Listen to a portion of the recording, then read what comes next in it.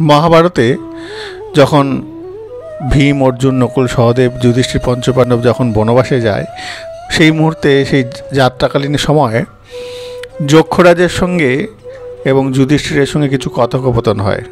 সেই কথোপকথনের কিছু প্রশ্ন উত্তর আমরা একটু জানব। বললেন, কি ত্যাগ করলে পরে মানুষের কাছে এবার লোকপ্রিয় হওয়া যায়। দ্বিতীয় প্রশ্ন করলেন, কি ত্যাগ করলে শোক হয় না। আর তৃতীয় প্রশ্ন করলেন, কি ত্যাগ করলে মানুষ ধনী হয়।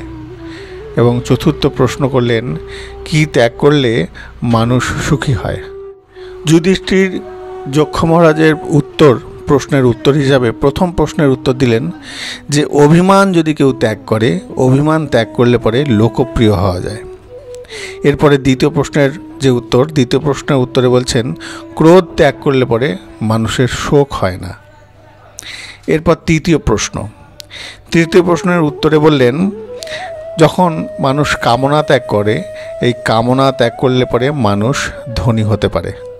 এবং সবশেষ এবং চতুর্থ প্রশ্নের উত্তর বলছেন, যদি মানুষ লোভকে ত্যাগ করতে পারে তাহলে মানুষ সুখী হয়।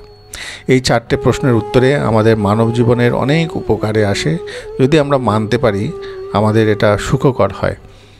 আমরা শুনলাম যুধিষ্ঠির এবং যক্ষরাজের কথোপকথন।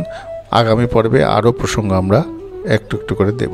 যাদের এই ভিডিওগুলো ভালো লেগেছে বা পছন্দ হয়েছে তারা অবশ্যই কমেন্ট করে জানাবেন এবং ভালো লাগলে চ্যানেলটিকে সাবস্ক্রাইব করবেন।